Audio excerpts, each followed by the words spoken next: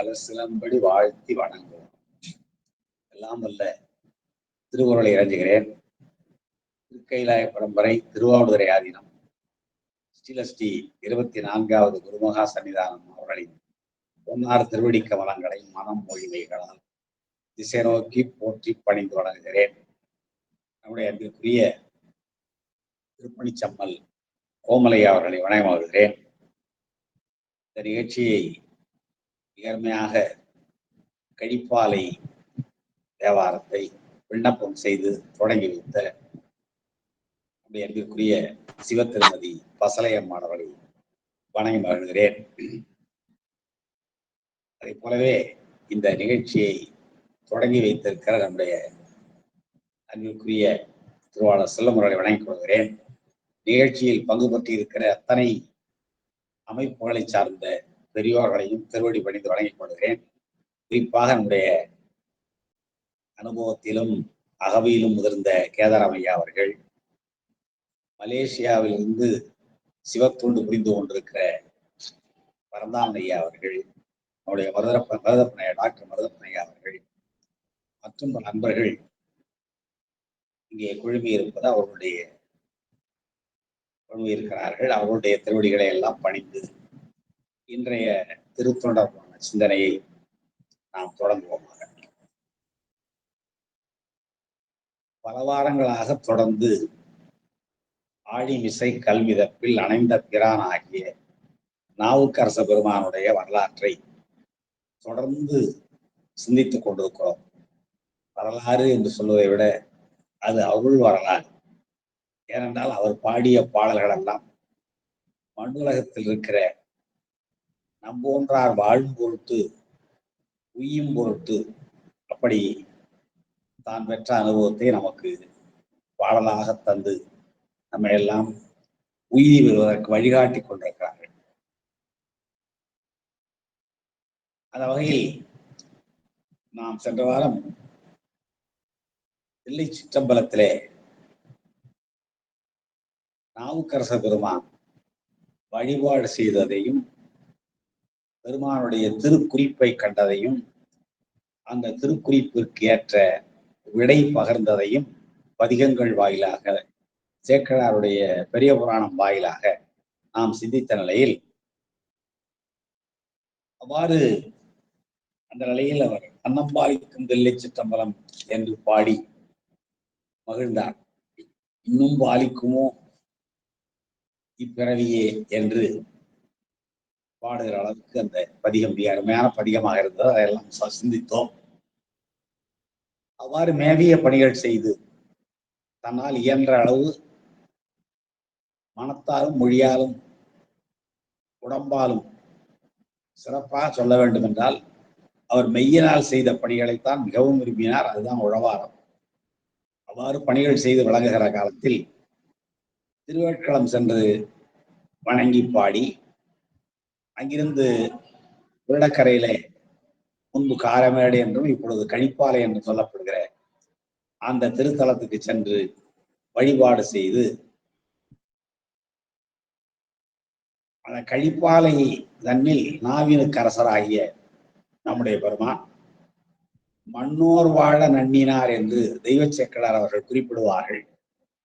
உலகத்தில் இருக்கிற உயிர்களெல்லாம் உய்தி பெறும் பொருட்டு திருக்கழிப்பாலை சென்று பெருமானை வழிபாடு செய்து திருமுறைகளை பாடினார், தேவாரம் பாடினார். நமக்காக நம்பொருட்டாக மண்ணோர் வாழ நன்னினார். எனவே நாமும் அவரை பின்பற்றி அவர் எப்படிப்பட்ட அனுபவத்தை அந்த பதிகங்களை பாடி அடைந்தாரோ அதே போலவே நாமும் துதி துய்வோமாக என்று சொல்லி அந்த திருக்கழிப்பாலை வியாபாரத்திலே நாம் சில பதிகங்களை பார்த்தோம். அதில் ஒன்றுதான் நம்முடைய வசாயமானவர்கள் மிக அருமையாக விண்ணப்பம் செய்த வனபவள வாய் திறந்து வானவர்க்கும் தானவரே என்கின்றாளால் என்ற அற்புதமான பதிகம். ஒரு தலைவனை பிரிந்த தலைவியினுடைய மெலிவு கண்ட மேனியின் மெலிவை கண்ட அவருடைய செவிலித்தாய் அல்லது நற்றாய் கருணாய் சொல்லலாம். தலைவனுடைய பிரிவாற்றாமையினாலே உடல் மெலிந்து போகிறாள் தலைவி.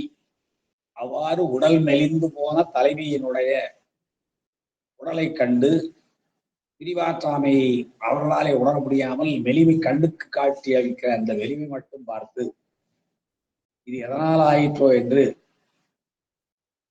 அந்த தலைவியினுடைய தாய் அல்லது செவிலி தாய் கூறியதாக அகப்பொருள் சுவை அமைய மிக அற்புதமாக பாடிய பதிகம்தான் வானவள வாய் திறந்து வானவர்க்கும் தானவனை என்கின்றாளா என்ற தொடங்குகிற அந்த பதிகம் மிகமையான பதிகம்.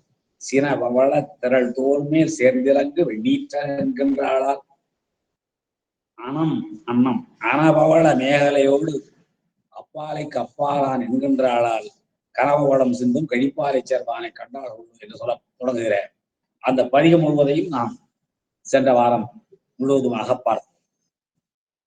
என்ன சிறப்பு என்றால் அங்கே சில நாட்கள் தங்கியிருந்து பல பதிகங்களை பாடியிருக்கிறார் நம்முடைய நாவுக்கரசு பெருமான். அதை கூட எப்படி தெய்வ சேக்கரார் சொல்லுவார், சென்ற வாரம் நாம் இறுதியில் பார்த்த பாடல் தான். சினவிடை சினவிடை ஏறு உகைத்து ஏறும் மணவாள நம்பி சிவபெருமான். சினவிடை ஏறு உகைத்து ஏறும் மணவாள நம்பி கடல் சென்று தாழ்ந்து.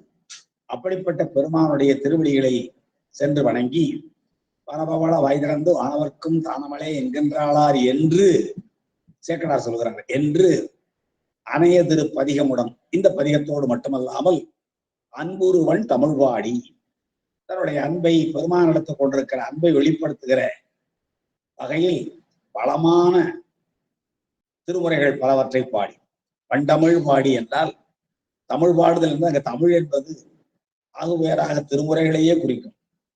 அப்படிப்பட்ட வளம் தமிழ் வளமான தமிழ் என்பது நமக்கு எந்த ஐயப்படவில்லை.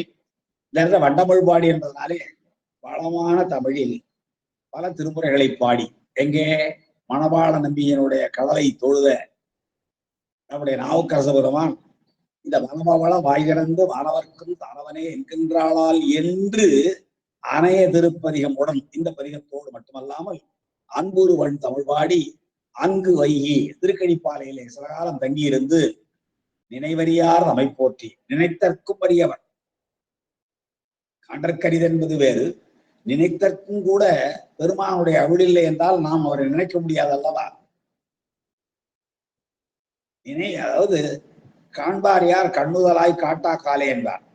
பெருமான் தான் அத்தனை செயல்களையும் செய்கிறார். ஆட்டு வைத்தால் யார் ஒருவர் ஆடாதாரே என்று தொடங்குகிற அந்த திருத்தாண்டகத்திலே சொல்லுகிற பொழுது காட்டு வைத்தால் யார் ஒருவர் காணாதாரே காண்பித்தால் காண்பார் யார் கண்ணுதலாய் காட்டா காலே. கண்ணுதல் பெருமானாகிய சிவபெருமான் காட்டவில்லை என்றால் யாரால் எதை காண முடியும்? பெருமானை மட்டுமல்ல எதையுமே காண முடியாது. அவர் நினைத்தற்கும் அறியவர், நினைதற்கும் அறியவர். அந்த நினைவறியார் தம்மை போற்றி பலகாலம் அங்கே தங்கியிருந்த நாட்களில் நினைவறியாராகிய பெருமானை போற்றி நீடு திரு புலியூரை நினைந்து மீழ்வார். பெருமையாலும் புகழாலும் தொன்மையாலும் தொன்று தொட்டு சிறந்து வழங்குகிற திருப்புலியரை நினைந்து அந்த திருக்கழிப்பாலையிலிருந்து மீளுகிறார் என்பது அந்த பாடலுடைய 173வது பாடலுடைய கருத்து. இப்ப நாம் என்ன பண்ணோம், இந்த திருமுறை 4ஆம் திருமுறையில் அமைந்திருக்கிற வனபவள வாய் திறந்துங்கிற பதிகத்தை பார்த்துட்டோம். அங்க இன்னும் அணைய திருப்பதிகம் என்று நம்முடைய தெய்வ சேக்கரார் குறிப்பிடுகிற 4 பதிகங்கள், மொத்தம் 5 பதிகங்கள் பாடியிருக்கிறார். அதுல ஒரு பதிகம் தான் நாம் பார்த்திருக்கிறோம். எஞ்சி இருக்கிற 4 பதிகங்கள் முழுமையாக பார்ப்பதற்கு நேரமில்லை. முதல் பாடல் இறுதி பாடல், முதல் பாடல் இறுதி பாடல் அல்லது இன்றியமையாத சில தொடர்கள் 5 பார்த்து விட்டு நாம் அடுத்த பகுதிக்கு, அதாவது திருப்புலியூருக்கு அவர் நினைவறியார் நம்மை போற்றி நீடு திருப்புலியூரை நினைந்து மீழ்வார் என்று மீண்டும் சிதம்பரத்துக்கு அவர் தில்லைக்கு வருகிற காட்சியினை நாம் பார்க்கலாம். அதற்கு முன்பாக திருக்கழிப்பாலையிலே அவர் பாடியிருக்கிற பிற பதிகங்கள், அதுல ஒன்று முதலில் நாம் பார்த்து விட்டோம். இறைவன் திருமுன்பாக நின்று ஒன்று கழிப்பாலையில காந்தார பெண்ணில் அமைந்த இந்த வனபவள வாய் திறந்து. அடுத்த 2வது பதிகம் திரு நேரிசைய 4ஆம் திருமுறையில் தான். 4ஆம் திருமுறையில 30வது பதிகமாக அமைந்திருக்கிறது. 4ஆம் திருமுறையில் பதிகம் எண் 30. அதுல 9 பாடல்கள் நமக்கு கிடைத்திருக்கின்றன. சில புத்தகத்துல 9வது பாடல் என்று ஒரு பாடலை போட்டிருக்கிறார்கள். அது ஐயப்பாட்டுக்குரியது என்று தர்மயாதின பதிப்பிலேயும், நம்முடைய சிவ கவிமணி ஐயா அவர்களும் அந்த 9வது பாடலை ஏற்றுக்கொள்ளவில்லை. ஆக 9 பாடல்கள் கிடைத்திருக்கின்றன. முதல் பாடலையும் ஈற்று பாடலையும் பார்ப்போம். எளிமையான பதிகம் தான். நங்கையை பாகம் வைத்தார். எல்லாருக்கும் பொருள் புரியும். நங்கையை பாகம் வைத்தார். நபியினுடைய பெண்பால் நங்கை. நாம் நன்றாக பார்த்து கொள்ள வேண்டும். திருமண அழைப்புகள் எல்லாம் போடுறோம். என்னும் நங்கையை என்று போடலாம். என்னும் அந்த நங்கையை பாகம் வைத்தார். தன்னுடைய பாகத்தில் இடப்பாகத்தில் வைத்திருக்கிறார். ஞானத்தை நவில வைத்தார். சிவஞானத்தை அவரும் உபதேசிக்கிறார். குருநாதர்கள் வழியாக நமக்கு எல்லா பக்குவ ஆன்மாக்களுக்கும் உபதேசிக்க வைக்கிறார். அதான் ஞானத்தை நவில வைத்தார். அவர் கல்லால மரத்தின் கீழ் அமர்ந்து கொண்டு அந்த சனகாதி முனிவர்கள் 4 சின்முத்திரையை காட்டி உபதேசம் செய்கிறார். அங்கே பேச்சு இல்லை, உரையாடல் எதுவும் இல்லை. ஆசிரியர் உபதேசிக்கிறார், மாணவர்கள் புரிந்து கொள்கிறார். இந்த மௌன உபதேசம்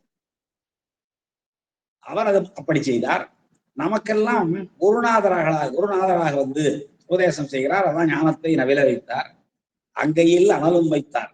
கையில நெருப்பு இருக்கு, அங்கியிலே சங்காரம் நமக்கு தெரியும். ஆணையின் உரிமை வைத்தார். தாரகாபுர முனிவர்கள் ஏவிய ஆணையின் தோலை போட்டார். தம் கையில் யாழும் வைத்தார். பெருமான் கையில எம் இறை வீணை வாசிக்குமே என்று யாழ் வாசிக்கிறார். நமக்கு நன்றாக தெரியும். நிறைய பதிகங்கள்ல அவர் வீணை வாசிப்பதையும் யாழ் இசைப்பதையும் போற்றி நம்முடைய அருளாளர்கள் பாடியிருக்கிறார்கள். தாமரை மலரும் வைத்தார். தாமரை மலரும் வைத்தார். தாமரை மலர் என்பது அந்தணர்களுக்குரிய அடையாளப்பு. பெருமான் அறவாழி அந்தணன் இல்லையா?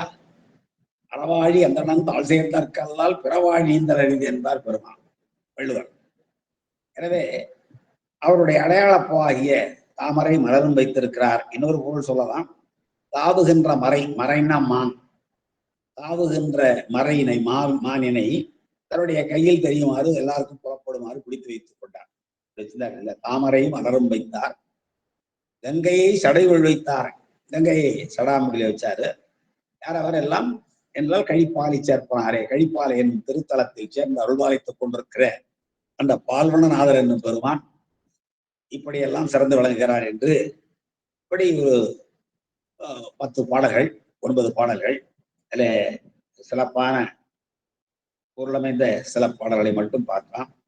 பாடல்கள் முழுமையாக இல்லை, சிலவற்றை சொல்கிறேன். 3வது பாடல்ல வாமனை வணங்க வைத்தார், வாயினை வாழ்த்த வைத்தார். சோமனை ஜடமேல் வைத்தார், சோதியுள் சோதி வைத்தார். ஆமனை ஆடல் வைத்தார், அன்பனும் பாசம் வைத்தார். காமனை காய்ந்த கண்ணார், கழிப்பாலை சேர்ப்பனார். இந்த பாட்டு உங்களுக்கு எல்லாருக்கும் பொருள் புரியும். ஒன்று சொல்ல, வாமனை வணங்க வைத்தார். வாமன்னா யாரு? அந்த திருமானி குழியில வாமனனாக திருமால் வாமனாவதாரத்துல திருமானி குழியில வழிபாடு செய்தார் அல்லவா? அதை வாமனை வணங்க வைத்தார் என்று அப்படியும் வாமனனாக திருமால் வாமனாவதாரத்திலே பெருமானை வணங்கினார் என்று பொருள் கொள்ளலாம். இன்னொரு பொருள், பெருமானுக்கு தற்பொருட மகோரம் வாமதேவம் சத்யோஜாதம் ஈசானம் என்று 5 முகங்கள். அதிலே வாமனை வணங்க வைத்தார் என்றால் வாமதேவ முகத்தை எல்லாரும் வணங்கும்படியாக வைத்திருக்கிறார் என்றும் ஒரு பொருள் கொள்ளலாம். சரிங்க. அடுத்தது 5வது பாட்டுல ஓரடி 3வது அடி. ஆறிருள் அண்டம் வைத்தார், அறுவகை சமயம் வைத்தார். இந்த உலகத்துல எத்தனையோ அண்டங்களை படைத்தார். அறுவகை சமயமும் அவர்தான் படைத்தார். ஒவ்வொரு நமக்கு புறம் அகம் என்று 4 அறுவகை சமயம், ஒன்னுள்ளே 6 சமயங்கள் உண்டு. அந்த அறுவகை சமயத்தோருக்கும் ஒவ்வொரு பொருளாய் வேறாம் புரியதா என்றெல்லாம் சித்தியாரை பாடுவார் அல்லவா? அப்படி அறுவகை சமயம் வைத்ததும் அவர்தான். அப்புறம் 7வது பாடல்ல ஊனப்பேர் ஒழிய வைத்தார். நான் எனது என்ற அகங்காரம் அமகாரங்கள், அதான் ஊனப்பேர். இந்த ஊனுக்கான பேர் அது நம்முடைய பேர். அந்த பேர் ஒழியணும்னா என்ன பண்ணணும்? நான் எனது என்ற அகங்காரம் அமகாரங்கள் போக வேண்டும். அவ்வாறு அதை போக்குவதற்கும் வழி வைத்தவர் பெருமான் தான். அடுத்தது ஓதியே உணர வைத்தார். இந்த ஓதுதல் ஓதல் ஓதுவித்தல் வேட்டல் வெட்பித்தல் ஈதல் ஏற்றல் சொல்லப்படுகிற செயல் போல ஓதியே உணர வைத்தார் பெருமான். நமக்கு எல்லாவற்றையும் வேத முதலானவற்றை எல்லாம் ஓதச் செய்து பெருமானை பற்றியும் அந்த பதி பசு பாசம் என்னும் முப்பொருளை பற்றியும் உணர வைத்தார். அடுத்தது கடைசி பாட்டுக்கு வந்துருங்க, 10வது பாட்டு. மாலினால் நங்கை அஞ்ச ராவணன் கையிலை தூக்குகிறான். அப்பொழுது அஞ்சுகிறார் உமையம்மையார். மாலினா என்றால் மயக்கம் கொண்டவளாகிய என்று பொருள். ஆனால் இங்கே பெருமானோடு அமர்ந்திருக்கிற நிலையில் அவர் வேட்கையுடையவளாக, விருப்பம் உடையவளாக ஐயனோடு அமர்ந்திருக்கிறார். அந்த நிலையில் அந்த அம்மையார் அஞ்ச இலங்கைக்கு மன்னன் வேலினான். இலங்கைக்கு மன்னனாகிய வேற்படை தாங்கியவன் வெகுண்டு எடுக்க கடல் கோபமாக கைலை மலை எடுப்பதை பார்த்தும் வேதனாவன் வேதங்களை மொழிந்தவன். நூலினான் என்பது வேதங்களை மட்டுமல்லாமல் பல ஆகமங்களையும் சொன்னவனாகிய சிவபெருமான் நோக்கி மலை எடுப்பதை பார்த்து நக்கு சிரித்து, ஏண்டா இது எவ்வளவு பெரிய மலை, இதனுடைய வலிமை என்ன, உன்னுடைய ஆற்றல் என்ன என்று சிரித்து, நொடிப்பது ஓர் அளவில் ஒரு நொடி பொழுதுல கீழே விழ காலினால் ஊன்றிவிட்டார் கழிப்பாலை சேர்ப்பனாரை என்று இந்த திருநேரிசை 4வது திருமுறையில 30வது பதிகத்தில் 9 பாடல்கள் இருக்கின்றன. அதுல நாம் 2 பாடல்கள் பார்த்தோம். இடையில் சில வரிகளை மட்டும் பார்த்தோம், சில அடிகளை மட்டும் பார்த்தோம். அன்பர்கள் இந்த முழுவதையும் படித்து இன்புறுவார்களாக. ஏனென்றால் மாயைக்குள் எல்லா அண்டங்களும் இருத்தலின் அதனை ஆறிருள் நிறைந்த இருள அண்டங்கள் எல்லாம் படைத்தார் சொல்றார். இதெல்லாம் வந்து சித்தாந்த கோட்பாடுகள் அடைந்திருக்கிற நிறைய பதிகங்கள், பாடல்கள், அவற்றையெல்லாம் அன்பர்கள் படித்து உணர்ந்து மகிழ்வார்களாக. அடுத்து கடிப்பாலை தேவகரம் திருவிருத்தம். முதல்ல காந்தாரப்பணியில் அமைந்த ஒரு பதிகம், அகப்பொருள் துறை அமைந்தது. அடுத்தது திருநேரிசை 4வது திருமுறையில. இன்னொன்று திருவிருத்தம், இது 4ஆம் திருமுறை தான். 4ஆம் திருமுறையில 106வது பதிகமாக, 4ஆம் திருமுறையில் 106வது பதிகமாக அமைந்திருக்கிறது. இந்த பதிகத்துல 3 பாடல்கள் தான் கிடைத்திருக்கு. அருமையான பாடல். முதல் பாட்டுல என்ன அருமையான ஒரு கற்பனை வச்சிருக்காரு பாருங்க. நெய்தல் குருகு தன் பிள்ளை என்றெண்ணி நெருங்கி சென்று கைதை மடல் புல்கும் தென்கழிப்பாறை. கழிப்பாலையில குருகு கூட மயங்கி இருக்கு, மயக்கத்தோட இருக்குது. என்ன மயக்கம்? ஒன்றை மற்றொன்றாக கருதி மயங்குவதுதானே தெரியும் உணர்வு. அதுபோல அந்த கடற்கரையில தெரிந்து கொண்டிருக்கிற குருகு நீர்வாழ் பறவைகள் தாழம்பூ மடலை பார்த்து தன்னுடைய குஞ்சு பறவையோ என்று மயங்கி அதை நோக்கி போகுதான். நெய்தல் குருகு தன் பிள்ளை என்று எண்ணி நெருங்கி சென்று கைதை மடல் புல்கும் தென்கழிப்பாறை. அழகான கழிப்பாறை. அங்கே நெய்தல் குருகு என்றால் நீர்வாழ் பறவை, கடற்கரையில இருக்கிற நீர்வாழ் பறவை ஆகிய குருகு கைதை மடலை, தாழம்பூ மடலை தன் பிள்ளை என்றெண்ணி, தன்னுடைய பார்ப்பு, தன்னுடைய குஞ்சு என்று கருதி நெருங்கி சென்று கிட்ட போய் புல்கும் அதை தழுவி கொள்ளுகிற தென்கழிப்பாலையில் உரைகின்ற பெருமானே என்று அழைக்கிறார். உறைவாய், நீ தலையில என்ன வச்சிருக்கிற? பைதல் பிறையோடு பாம்புடன் வைத்த பரிசறியோம். இளம் பிறையோடு பாம்பையும் சேர்த்து வச்சிருக்கிறியே, அதனுடைய தன்மை எங்களுக்கு தெரியல. பைதல் பிறையோடு, பைதல் என்றால் இளம்னு அர்த்தம், இளமையான அர்த்தம். இளமையான பிறைச்சந்திரனுடைய பாம்பையும் வைத்திருக்கிறிய, கொஞ்சம் அசந்தா போதும் சந்திரன் பாம்பு கிட்ட வந்தாலும் பாம்பு சந்திரன் கிட்ட போனாலும் விடாது இறுக்கி பிடிச்சு கொண்டுடுமே, இப்படி வச்சிருக்கிய, அதனுடைய தன்மை என்ன எங்களுக்கு புரியவே இல்லையே அப்படின்னு சொல்றாங்க. இவங்க பைதல் பிறையோடு பாம்புடன் வைத்த பரிசு அறிவுக்கும் தன்மை என்னன்னு எங்களுக்கு தெரியல. எய்த பெறின் ஒன்றை ஒன்று நெருங்கினால், பாம்பை சந்திரன் நெருங்கினாலும் சந்திரனை பாம்பு நெருங்கினாலும் இறைவனே எல்லாவற்றுக்கும் தலைவனாக வழங்குகிற பெருமானே இறங்காது கண்டாய். அப்போ பாம்பு இறக்கம் கொண்டு சந்திரனை விட்டுறாது, விழுங்கிடும். நீ தெரியாம இப்படி பண்றீங்க, ஆனால் அதனுடைய தன்மை எங்களுக்கு தெரியல, உனக்குதான் தெரியும். அதான் வந்து பைதல் பிறையோடு பாம்பு வைத்த பரிசு, பாம்பு உடன் வைத்த பரிசு எங்களுக்கு தெரியவில்லை. பரிசுனா தன்மை, இயல்புன்னு அர்த்தம். எய்த பெறின், எது முன்னாடி எதை நெருங்கினாலும் இறங்காது கண்டாய். இறைவனே, நிச்சயமாக பாம்பு இறக்கம் கொண்டு விட்டுறாது, அழித்து விடும், விழுங்கி விடும். ஆனால் நீ ரெண்டையும் சேர்த்து வச்சிருக்கிற, அதனுடைய தன்மை உனக்கு தான் தெரியும், எங்களுக்கு தெரியாது என்று நயம்பட பாடுகிறார் இந்த பாடல்ல. அப்புறம் 3 பாடல்கள் இருக்கு. 3 பாடல் நல்ல அருமையான பாடல்கள் தான். நண்பர்கள் படித்து மகிழ்வார்களாக. நேரமின்மை கருதி நான் விரைந்து செல்கிறேன். அடுத்து திருக்குறுந்தொகை 5ஆம் திருமுறையில, இப்ப 4ஆம் திருமுறையில காந்தாரப்பெண் அமைந்தது, அப்புறம் திருநேரிசையில் ஒன்று, திருவிருத்தத்தில் ஒன்று பார்த்தோம். அடுத்து திருக்குறுந்தொகை என்றால் 5ஆம் திருமுறை, சின்ன சின்ன பாடல்கள். அந்த 5ஆம் திருமுறை பாடல்ல முதற் பாடல் ரொம்ப அருமையான பாடல்.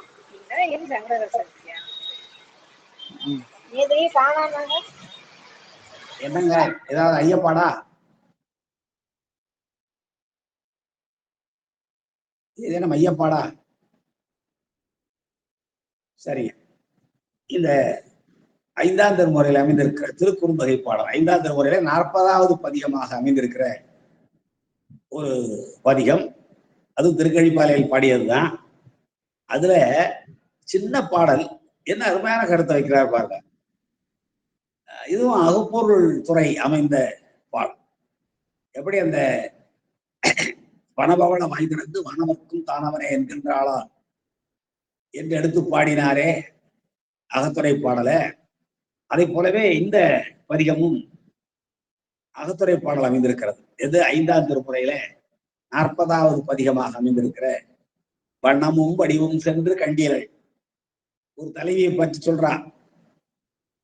எண்ணி நாமங்கள் ஏத்தி நிறைந்தீர்கள், கண்ணுலாம் பொழில் சூழ் கழிப்பாலை எம் அண்ணலே அறிவான் இவள் தன்மையே.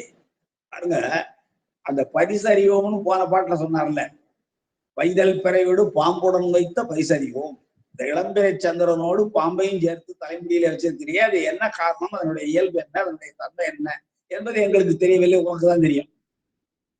ஆனால் எங்களுடைய அறிவில் நாங்கள் நோக்குகிற பொழுது என்ன ஆகும், எய்த பெறின் ஒன்றை ஒன்று நெருங்குமானால் இறங்காது, பாம்பு அந்த இடத்துல இறக்கம் கொள்ளாமல் விழுகிவிடும்.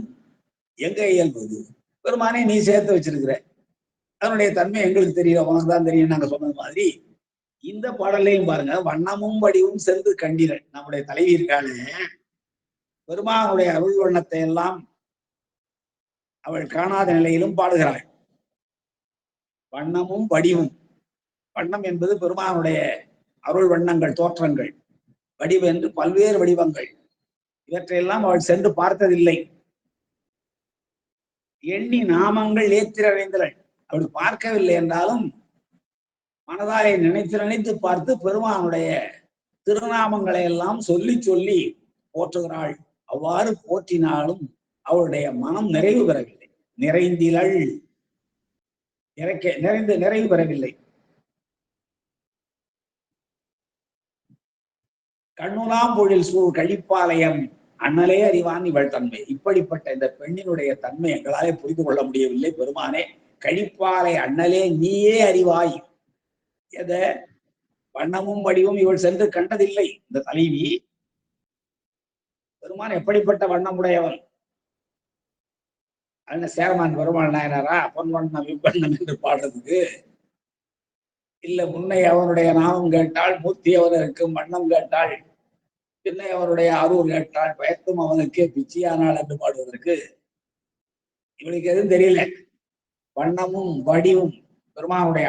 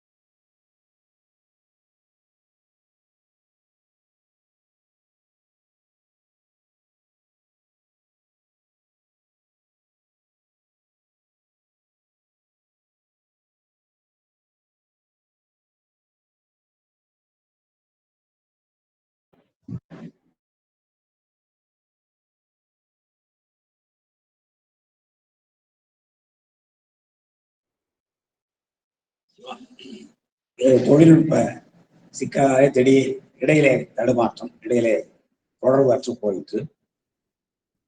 சரிங்க. இப்படி இவருடைய தன்மை, மெய்மை தன்மை என்ன என்பதை அந்த கடிப்பாலையில் இருக்கின்ற பெருமான் அறிவாரை தவிர மற்ற யார் அறிவார் என்று, பெருமானுடைய தன்மையை எப்படி அறிய முடியாதோ அதை போலவே பெருமானை வழிபாடு செய்கின்ற ஆரறிவார் எங்கள் அண்ணல் பெருமையை என்று திருமூலர் போடுவார். எங்கள் அண்ணல் பெருமையை யாரையும் அறிய முடியும். அதை போலவே பெருமானிடத்து அளவற்ற பக்தி உடைய பிச்சியானால் சொல்லுவார்ல, பெயர்த்தும் அவனுக்கே பிச்சியானால் அன்னையையும் அத்தனையும் அன்றே நீந்தாள் அகன்றார் அழத்தால் ஆசாரத்தை என்று அந்த தலைவி அடைந்த நிலை இறைவனுக்கு தான் தெரியும். தன்னை மறந்தாள், தன் நாமம் கேட்டாள், தலைப்பட்டாள், நங்கை தலைவந்தாளே என்று பாடுவது போல இங்கேயும் அண்ணலே அறிவான் இவள் தன்மையே. இவள் இப்படி வண்ணமும் வடிவும் காணாத நிலையிலும் பெருமானே உன்னை எண்ணி எண்ணி உன்னுடைய திருநாமங்களையே போற்றி கொண்டிருந்தும் கூட அவளுடைய மனம் நிறைவு பெறவில்லையே. இவளுடைய மெய்மை நிலை என்ன என்பதை எங்களாலே புரிந்து கொள்ள முடியவில்லை. கழிப்பாலையில் இருக்கிற அண்ணலாகிய நீங்களே அறிவீர்கள் என்று இந்த பாடல் சொல்லுகிறது. அடுத்து செவிலித்தாய் சொல்வது போலதான் இந்த பதியம் முழுவதும் அமைந்திருக்கிறது. மருந்து வானவர் உய்ய நஞ்சு உண்டு வந்திருந்தவன் கழிப்பாலையுள் எம்பிரான் திருந்து சேவடி சிந்தையுள் வைத்தியவள் பரிந்துரைக்கிலும் என் சொல் படிக்குமே. நான் என்ன சொன்னாலும் இந்த தலைவி கேட்க மாட்டேங்கிறாளே, என்னுடைய மகள் என்னை படிக்கிறாளே என்று ஒரு செவிலித்தாய் கூறுவது போல இரண்டாவது பாட்டு அமைந்திருக்கிறது. வானவர் உய்ய மருந்து சாவா மருந்தாகி அமிர்தத்தை கொடுத்து இவர் நஞ்சுண்டு, இவர் உகந்து நஞ்சுண்டு அலந்தான் உகந்து அமுது செய்தானே என்றார் சுந்தரமூர்த்தி. விஷத்தை யாராவது விரும்பி சாப்பிடுவாங்களா? உலகத்தில் உள்ள எல்லா உயிர்களும் உய்ய வேண்டும் என்ற உயர்ந்த நோக்கில் மற்றவர்களுக்கு உதவி செய்கிற பொழுது தன்னுடைய தான் அடைகிற துன்பம் எதை பற்றியும் கவலைப்படாமல் அதான் உகந்து கலந்தான் உகந்து அமுது செய்தானே. இங்கே நஞ்சு உண்டு உகந்து இருந்தவன் இவர் சொல்றாரு. யார் அது? கழிப்பாலை இருக்கிற எம்பிரான். அவருடைய திருந்து சேவடி சிந்தை வைத்து பெருமானுடைய ஆன்மாக்களினுடைய உள்ளங்களில் இருக்கிற அழுக்குகளை எல்லாம் போக்கி திரும்ப செய்கின்ற சேவடின்னு அர்த்தம். பெருமானுடைய திருந்து சேவடின்னு அந்த சேவடி என்ன திருந்தாமல் இருந்ததா? இல்லை. ஆன்மாக்களின் உள்ளத்தில் இருக்கிற அழுக்குகளை எல்லாம், மல மாசுகளை எல்லாம் விலக்கி திருத்தமடைய செய்கின்ற அந்த பெருமான்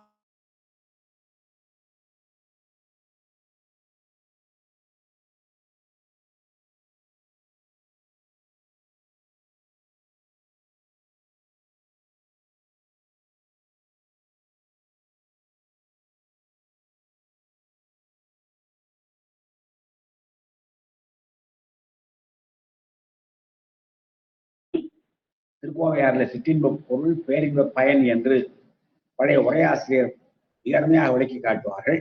அதை போலவே ஆன்மாக்களை தலைவியாகவும் பெருமானை தலைவனாகவும் கொண்டு பாடுவது நம்முடைய அகத்துறை முறையிலே ஒன்று.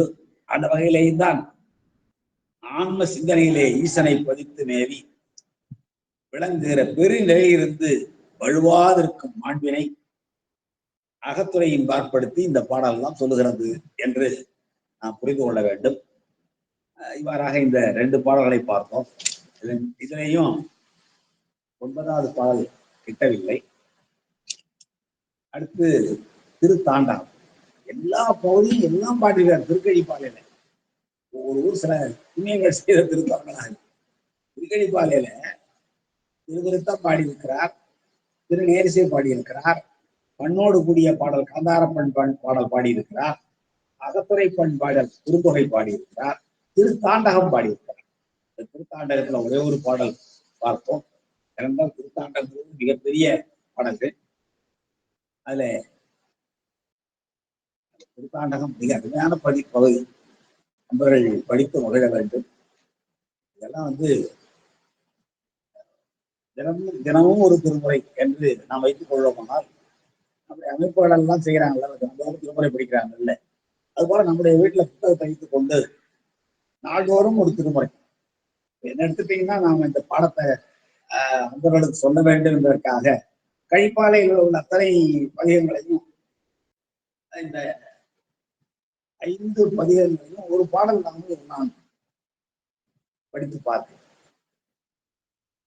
அதுபோல அன்பர்களும் ஒவ்வொரு பதிகம் எடுத்து வைத்துக் கொண்டு இந்த கழிப்பாலை வியாபாரத்தை வைத்துக் கொண்டு 4ஆம் திருமுறை வைத்துக் கொண்டு படித்து வேண்டும், பொருள் புரிந்து மகிழ வேண்டும் என்று சொல்லி அடுத்து திருத்தாண்டகம் எப்படி பாடுறாரு பாருங்க.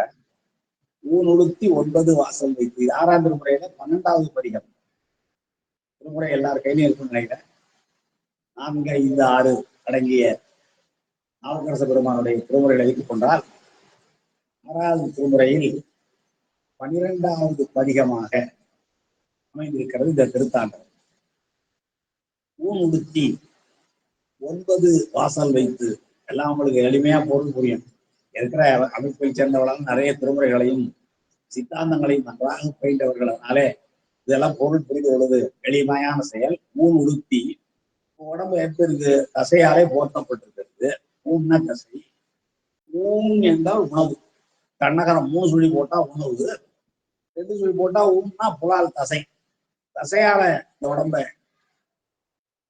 மூடி 9 வாசல் வைத்து, அது தெரியும் உங்களுக்கு.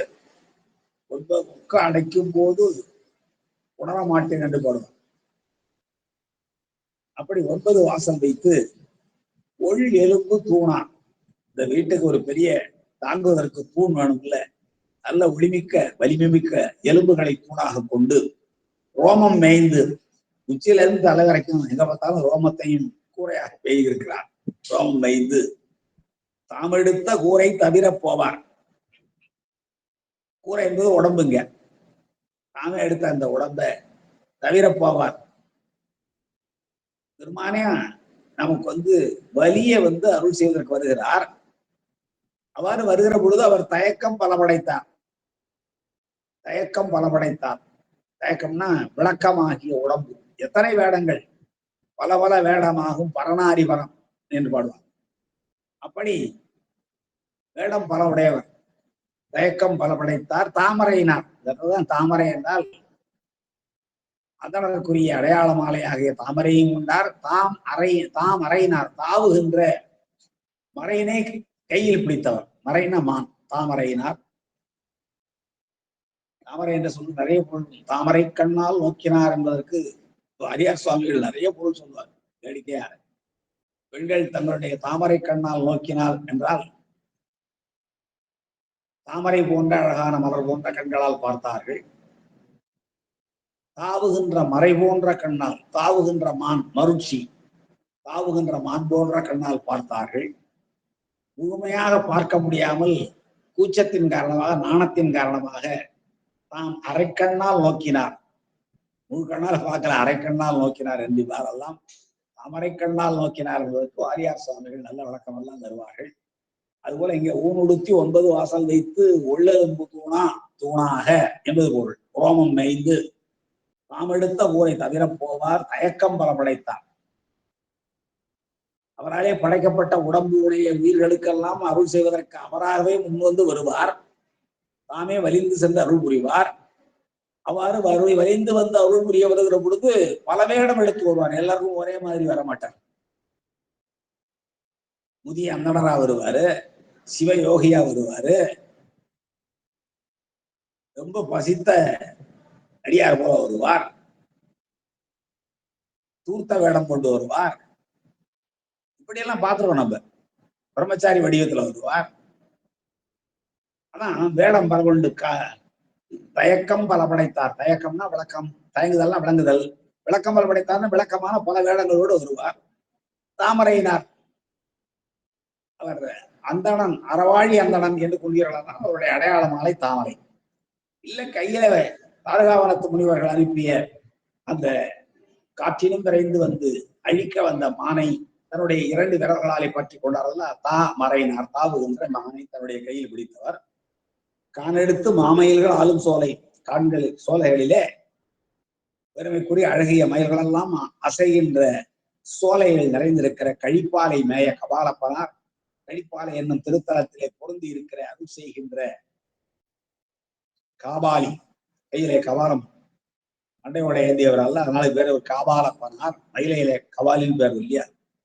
அவர் வானிடத்தை ஊடறுத்து வல்லை செல்லும் வழி வைத்தார்க்கு அப்படியே போதும் நாமே. நாமும் நமக்கு ஒரு வழி வச்சிருக்கிறார். வானிடத்தை வான்வழியே செல்வதற்கு, வானோருக்கும் உயர்ந்த உலகம் போவதற்கு ஊடறுத்து இடையிலே ஒரு வழியை உண்டாக்கி வல்லை செல்லும் விரைந்து செல்வதற்கு வழி வைத்தார். நமக்கெல்லாம் ஒரு வழி வச்சிருக்கிறார். அதான் இம்மை மறுமை ஆகியவற்றையெல்லாம் தாண்டி வீடடைகிற சிவனரி ஆகிய வழியை வைத்திருக்கிறார். அவ்வழியே நாம் போவோமாக. அருமையான வழியை வானிடத்தை ஊடறுத்து சிவலோகம் செல்வதற்கு போகின்ற வழி எனக்கு சுத்தம் பண்ணிதரார். அப்ப என்ன அர்த்தம்? வீடடைவதற்குரிய நெறியை நம் பின்பற்றுவதற்குரிய வழிமுறைகளையும் காட்டி, அதான் சிவநெறி.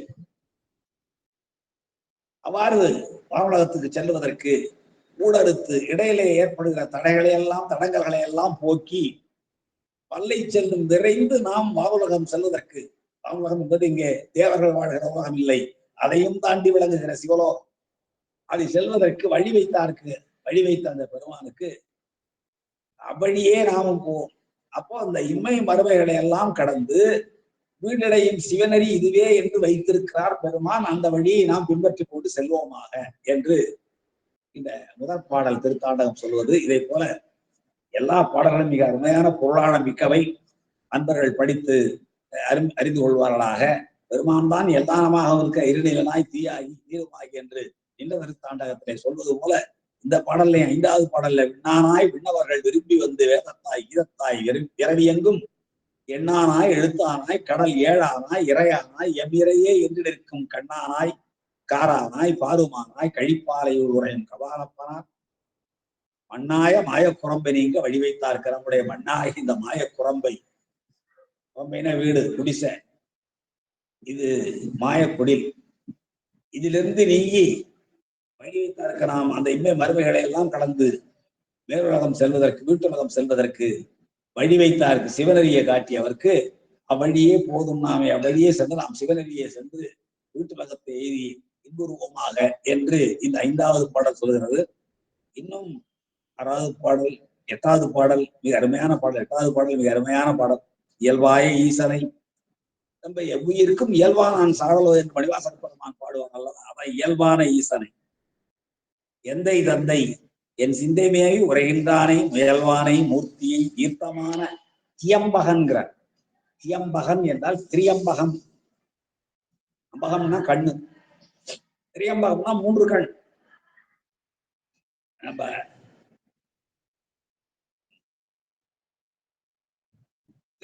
திரியம்பகேஸ்வரர் 12 ஜோதிர்லிங்க தலங்களிலே 1 திரியம்பகேஸ்வரர், நாசிக் பக்கத்துல இருக்கிறது. அது பேர் திரியம்பகே. அந்த இடத்துல திரியம்பகேஸ்வரன் பேர் வரும். ஜோதிர்லிங்கம் 12ல 1. திரியம்பகன் என்பதுதான் தியம்பகன் என்று இந்த பாடல்ல மருவி வந்திருக்கிறது. அவர் திரிசூலத்தன் நகையன் கயல்பாயும் கண்டசூர் உண்டவேலி கழிப்பாலை நய கபாலப்பனார் மயராய மாய குரம்பை நீங்க வழி வைத்தார்க்கு அவ்வழியே போதும் நாமே என்று இந்த சிவனரியை உணர்ந்து அவர் காட்டிய வழியில் நாம் செல்வோமாக என்ற ஒரு பாடலிலும் சொல்லி வருகிறார். மிக அருமையான பதிகம் இந்த பதிகமும் கூட. அவன் புஷ்பக விமானத்துல போனான்னு சொல்லிட்டு இருக்கிறோம். அது கூட குபேரன்கிட்ட இருந்து அவன் பெற்றது. அதை பதிவு செய்திருக்கிறார் இந்த 10வது பாடல்ல. ஒரு தலங்கள் நீழ்முடியா மாலைகள் ஒன்றோடொன்று மோதிக்கொள்ளுகிற அளவுக்கு தரம்ப மாலைகளை அணிந்திருக்கிற நீண்ட பனிமுடியை தரித்தவனாகிய ராவணன், அவன் போர் அரக்கன், அவன் புஷ்பகம் தான் பொறுப்பின் ஓடாதாக தான் ஏறி வந்த புஷ்பக விமானம் கைலை மலையை தாண்டி கொண்டு போகாதாக 2 நிலங்கள் இந்த உலகமெல்லாம் பெரிய உலகமே நடுங்குமாறு நடுக்க மெய்த எடுத்திடலும் அந்த கைலை மலையை அவன் தூக்கின உடனே ஏந்திழையால் தான் வருவர். ஏந்திழையாள் என்பது நல்ல அணிகலன்களை அணிந்தவளாகிய உமையம்மையார். அவர் வெறுவ அஞ்ச இறைவன் நோக்கி அந்த காட்சியை பார்த்து கரதலங்கள் கதிர்முடி ஆரஞ்சினோடு கணக்கெல்லாம் போடுற பாருங்க. கரதலங்கள் கை எத்தனை? அவனுக்கு 20 கைகள். கரதலங்கள் கதிர்முடி ஒளி வீசுகிற மணிமுடி 10 மொத்தம் 30. அது சொல்ற பாருங்க. கரதலங்கள் கதிர்மொழி ஆரஞ்சினோடு, ஆரஞ்சு 30, கைகள் 20, தலைகள் 10, ஆக 30. ஆரஞ்சினோடு கால் விரலால் ஊன்ற, இவ்வளவு சேர்த்து தன்னுடைய பெருமான் தன்னுடைய விரலால் ஊன்ற கழிப்பாளையார் வருதல் அங்கம் மாய குழம்பை நீங்க. ஊன்று கடிப்பாளையார், கால் விரலால் ஊன்றுகிற கடிப்பாளையார் வருதல் அங்கம் மாய, நம்முடைய பிறவி இந்த உடம்பு போக மாயக்குறம்பை நீங்க, மாயக்குறம்பு தான் இந்த உடல், இது நீங்க வழி வைத்தார்க்கு அவ்வழியே நாம் போவோமாக. சிவனரியை காட்டுகிற பெருமானுடைய இன்மை மறுமைகளை எல்லாம் தாண்டி வீழடையும் சிவனடி இதுவே என்று காட்டுகின்ற பெருமானுடைய சிவனடியே வழியே சென்று நாம் சூலோகத்தை எய்துவோமாக என்று இந்த 10வது பாடல் சொல்கிறது. என்ற வகையில் இந்த கழிப்பாலையை முடித்துக் கொண்டு அடுத்து நாம் பெரிய புராண பாடல் செல்கிறோம். அந்த பெரிய புராண பாடல் என்ன என்றால் 174வது பாடல். இப்போ கழிப்பாலையிலிருந்து சிதம்பரத்துக்கு வரணும்னு ஒரு மனம் அடையுது. அதான் சொல்றாரு பாருங்க, பாடல் எண் 174, பெரிய புராணத்துல பாடல் எண் 174, திருநாவுக்கரசர் நாயனார் புராணத்துல 174. மனைப்படப்பில் கடற்கொழுந்து மனைப்படப்பில் கடல் கொழுந்து வளை சொரியும் கழிப்பாலை மருந்து நீங்கி. கழிப்பாலைங்கிற ஊரை, அது கடற்கரை சார்ந்த ஊர், கடல் வளம் எவ்வளவு நிறைந்திருக்கிற ஊர் என்பதையெல்லாம் நம்முடைய தேவி சேக்கடார் ரொம்ப அருமையா காட்டுகிறது. மனைப்படப்பில் கடல் கொழுந்து வளை சொரியும். வீட்டுக்கு முன்னாடி எல்லாம் கடல் அலைகள் சங்குகளை வாரிக்கொண்டு வீசுகின்றனவாம். கடல் கொழுந்துன்னா கடலுடைய மேலே கொழுந்து போல வருகிற அலைகள், மேலெழுந்து வருகிற அலைகளை கடல் கொழுந்துங்கிறார். எப்படி மரமேல் இருக்கிற தலைகளை நாம் தோன்றுகிற பொழுது கொழுந்துன்னு சொல்கிறோமோ, அதே போல கடலுடைய தலைப்பகுதியிலே பரப்பிலே மேலே தோன்றுகிற அலைகளை கொழுந்து என்கிறார் தீவச்சேக்கடார். மனைப்படப்பு, படப்பு என்றால் வீட்டுக்கு முன்னாலே இருக்கிற முற்றம், முன்றில் சொல்றோம்ல அது போல. படப்பை என்றால் தோட்டம். படப்பு என்பது முன்னாடி இருக்கிற பகுதி. வீட்டுக்கு முன்னாலே இருக்கிற முற்ற பகுதிகளில கடல் கொழுந்து, கடல் அலைகள் வளை சொரியும். வளைன்னா சங்குன்னு அர்த்தம். சங்குகளை கொண்டு வந்து கொட்டுதான். அப்ப கடற்கரை ஓரத்துல வீடுகள் இருக்கின்றன, வீடுகளுக்கு முன்னாலே முற்றங்கள் இருக்கின்றன, அகன்ற பரப்பு இருக்கிறது. அந்த அகன்ற பரப்புகளில் எல்லாம் கடல் அலைகள் வருகின்றன. அவ்வாறு வருகின்ற கடல் அலைகள் சங்குகளை கொண்டு வந்து குவிக்கின்றன. அதான் மனைப்படப்பில் கடல் கொழுந்து வளை சொரியும் கழிப்பாலை. அப்படிப்பட்ட அழகான கழிப்பாலை, அந்த கழிப்பாலை மருந்து நீங்கி, அந்த கழிப்பாலை என்னும் தளத்தை விட்டு அதன் பக்கத்திலிருந்து நீங்கி, நம்முடைய நாவுக்கரச பெருமான் நீங்கி இந்த பதிகங்களை எல்லாம் பல நாள் வைகி தங்கி பாடியிருந்தார் அல்லவா. அவ்வாறு பாடி பிறகு அங்கிருந்து புறப்பட்டு நனை சினைமென் குளிர்ஞாழல் பொழிலூடு வழி கொண்டு தில்லை நோக்கி வருகிறார். வருகிற வழிகளெல்லாம் புன்னை மரங்கள் அடர்ந்து காட்சி அளிக்கின்றன. நனை சினை மென் குளிர் ஞாழல், சினைன்னா கொம்பு, கிளை. நிறைய தடவை சொல்லியிருக்கிறேன். மரம் முதல் என்றால் மரத்தினுடைய கிளைகளுக்கு சினைன்னு பேர். நாம் முதல் என்றால், மனிதன் முதல் என்றால் தலை என்ற உறுப்பு சினை. கை முதல் என்றால் கையில் இருக்கிற விரல் சினை. விரல் முதல் என்றால் விரலில் இருக்கிற நகம் சினை. முதல் சினை இருப்பது. அது போல இங்க நனை சினை மென் குளிர் ஞாழல், ஞாழல் மரங்கள், புன்னை மரங்கள் அடர்ந்திருக்கிற வண்டியாக வர்றார். எங்க இருந்து புறப்பட்டு? கழிப்பாலையிலிருந்து புறப்பட்டு வர்றார். வர வழியெல்லாம் சோலைகள், ஞாழல் பொழில். ஞாழல்லாம் புன்னை மரம்.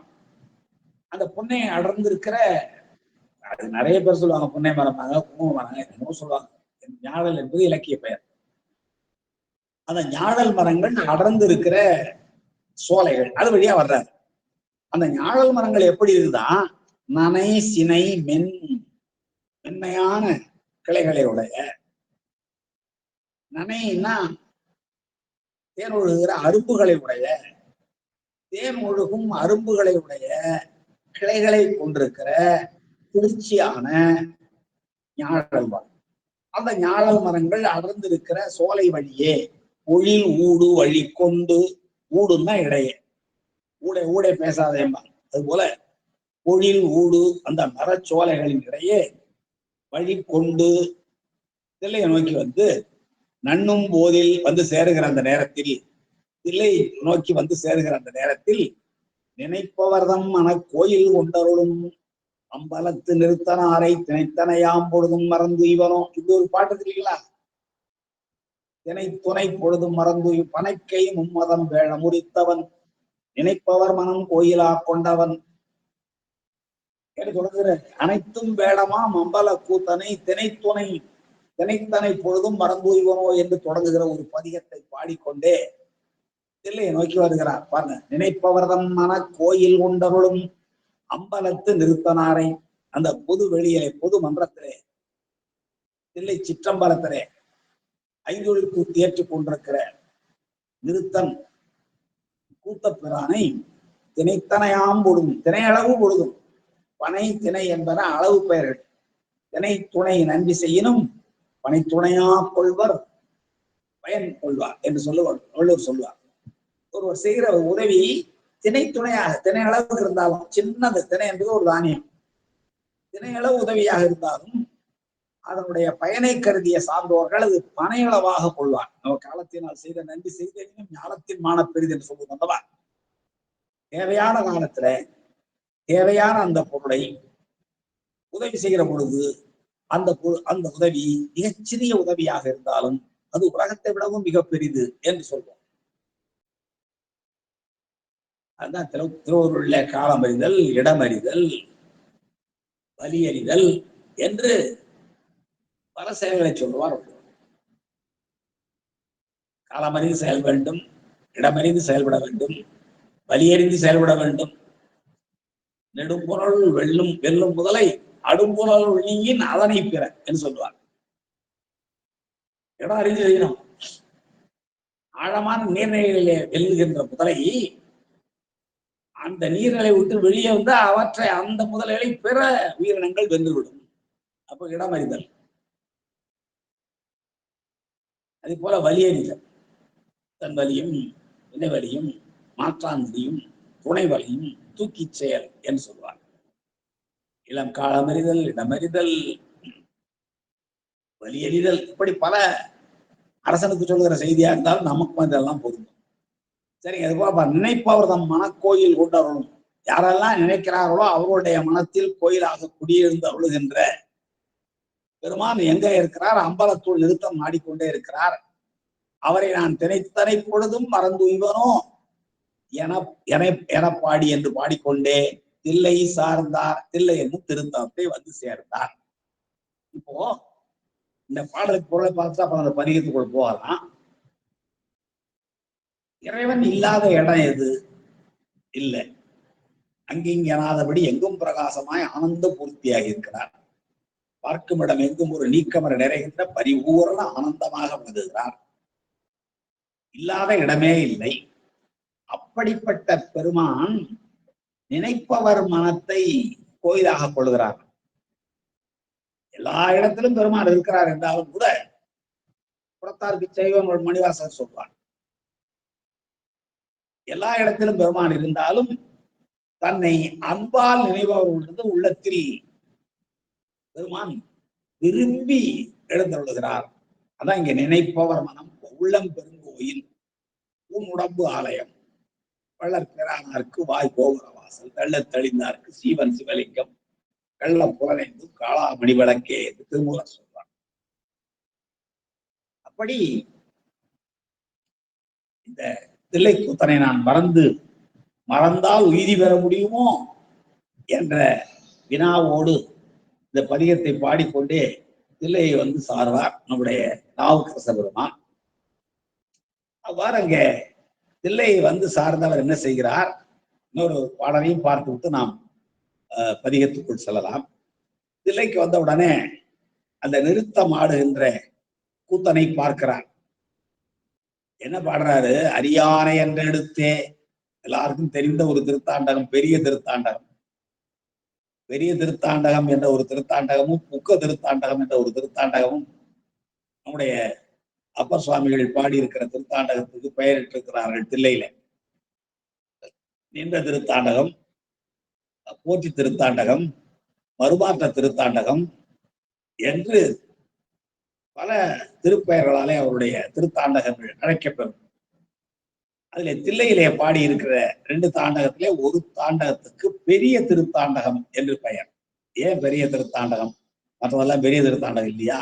மற்றதெல்லாம் பெருமைக்குரிய திருத்தாண்டகம் இல்லையா என்றால், இது தில்லையில் பாடுகிற பெரிய திருத்தாண்டகத்துக்கு என்ன காரணம் என்பதை நான் பார்ப்போம். அதே போல புக்க திருத்தாண்டகம் எங்கெங்கோ இருந்தவர் கடைசியில எங்க வந்து போகிறார்? தில்லை சிற்றம்பலமே புக்கார்தானே, தில்லை சிற்றம்பலமே புக்கார்தானே என்று முடிப்பார். அந்த 2 திருத்தாண்டகமும் தில்லையில் பாடிய அருமையான திருத்தாண்டகங்கள். அவற்றை எல்லாம் பார்க்க எப்படி பாடுகிறார் நம்முடைய தேவி சக்கரா பாருங்க. அரியானை என்றெடுத்தே, அரியானை அரியானை என்றால் என்ன பொருள்? உலகெல்லாம் உணர்ந்து ஓதற்கு அறியவன், அதான் அரியார். இன்னும் யார் அறிவார் எங்கள் அண்ணல் பெருமை அரிய காட்சியராய் என்று நம்முடைய பாசுரத்திலே, திருப்பாசுரத்திலே வாழ்கந்தனர் என்று தொடங்கிய பதிகத்திலே 2வது பாடலே பாடுவார். அரிய காட்சியராய் நமது அங்கை சேர் எரிய ஏறுகந்து ஏறுவர் கண்டமும் கரியர் காடுரை வாழ்க்கையராயினும் பெரியர் ஆரறிவார் அவர் பெற்றியே. அவருடைய பெற்றி இயல்பை யாராலே அறிய முடியும் என்பது ஞானசம்பந்த பெருமானுடைய திருப்பாசுரம். அதை போலவே காவிரி பூம்பட்டினத்து பல்லவரீச்சரத்திலே பாடுகிற பொழுது பரசு பாண்டியர் பாடல் வினையர் பட்டினத்துறை பல்லவரீச்சரத்து அரசு பேணி நின்றார் இவர் தன்மை யார் அறிவார் என்று ஒரு பதிகம் பாடியிருப்பார். பதிகம் முழுவதிலே இவர் தன்மை யார் அறிவார் என்று கேட்பார். அதனாலதான் அந்த பெருமானை பாடுகிற பொழுது அரியான் அரியானை முதல் பாட்டை விட்ட உலகெல்லாம் உணர்ந்து ஓதற்கு அறியவன், ஓதுதற்கும் உணர்தற்கும் அறியவன் என்றெடுத்தே அடியவருக்கு எளியானை. அதே நேரத்துல எல்லாருக்கும் அரியனாக காட்சிக்கரியராக விளங்குகிற அந்த பெருமானே அடியவருக்கு எளிவந்த பிரானை நம்ம பாடுறோம் இல்லைங்களா? பொன்னுண்மை பொருளும் பெருமானை போகமும் திருவும் உணர்ப்பானை இன்ன தன்னை என்று உணரா எம்மானை எளிவந்த பிரானை. யாரு? சுந்தரமுசாமி. அன்னம்பைகும் வயல் பழனத்து அணியாரூராரணி மறக்கலும் ஆமே என்று அஞ்சை காலத்துல பாடுவாருக்கு திருவாரூர் நினைச்சு. அதுபோல அடியவருக்கு எளியானை அவர்தம் சிந்தை பிரியாத. ஏன் இதுக்கு பெரிய திருத்தாண்டகம் பேர் வந்துச்சுன்னா சேர்க்கிறாரே காரணம் சொல்றார். அடியவருக்கு எளியான், மற்றவர்களுக்கு அறியான், அடியவருக்கு எளியான். அந்த எளியானாகிய பெருமான் அடியவர்தம் சிந்தை பிரியான். பெருமான் தன்னை நினைப்பவர்களுடைய மனதை விட்டு என்றுமே பிரிய மாட்டான். அப்படிப்பட்ட பெருமானை பெரிய திருத்தாண்டகம், பெரிய திருத்தாண்டகம் என்று இவரே பெயர் வைக்கிறார். பெருமைக்குரிய திருத்தாண்டகம். அடியார்களுடைய உள்ளத்தை விட்டு அவர்கள் எப்பொழுதும் தம்முடைய மனத்துக்குள் வைத்து போற்றுகின்ற தன்மை உடைய பெருமானுடைய இயல்புகளை எல்லாம் சொல்வதாக இந்த பதிகம் வழங்குவதனாலே பெருமைக்குரிய திருத்தாண்டகம் பெரிய திருத்தாண்டகம் ஆயிற்று. அரியான என்றெடுத்தே அடியவருக்கு எளியானை அவர்தம் சிந்தையை பிரியாத பெரிய திருத்தாண்டக செந்தமிழ் பாடி.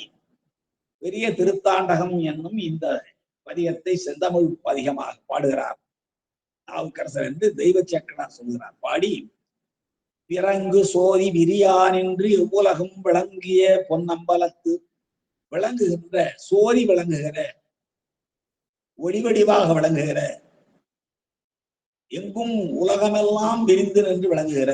அது எதனால் எப்படி சொல்லுகிறார் என்றால், சிற்றம்பலத்திலே தானே பெருமான் ஆடுகிறார் என்றால், சித்து அம்பலம் என்றால் அறிவு ஒளிவாகிய ஆகாயம், ஞான பெருவழி. ஞான பெருவழியிலே ஆடினால் ஆகாயத்துல ஒரு காட்சி நடக்குமானால் எல்லா ஊருக்கும் தெரியும். ஒரே ஒரு நிலவுதான் வானிலே போகிறது, எல்லா ஊரிலிருந்தும் பார்க்கப்படுகிறது அல்லவா. அதுபோல ஞானப்பெருவடியிலே பெருமான் ஆடுகிற ஆட்டம் இருக்கிறதே, அது ஒளி வடிவாக உலகம் முழுவதும் தெரிகிறது என்றாலும் என்னுடைய கண்ணுக்கு புலனாகவில்லை என்றால் அதை காணுகிற பக்குவமும் அதை காணுகிற கண்ணும் நம்முடைய நிலையில் இல்லை. அதாங்க விரியான் என்று என்றால் விரிந்து நின்று என்பது. விளங்குகிற சோதி ஒளி விரியான் என்று விரிந்து நின்று செய்யா என்று வாய்வாட்டு வினையச்சம் நின்று என்ற வினை சொல்ல கொண்டு முடியுது. விரியான் என்று எவ்வுலகம் விளங்கிய பொன்னம்பலத்து, எல்லா உலகத்திலும் விளங்குகிற பொன்னம்பலம்ங்கிறார். அதான் ஞான பரவெளி. பெருமான் அந்த ஐந்தொழில் கூற்றை இயற்றுகிறார் அல்லவா. தில்லை சிற்றம்பலத்திலும் ஆடுகிறார், ஞான பரவெளியில் ஒன்று ஆடுகிறார்.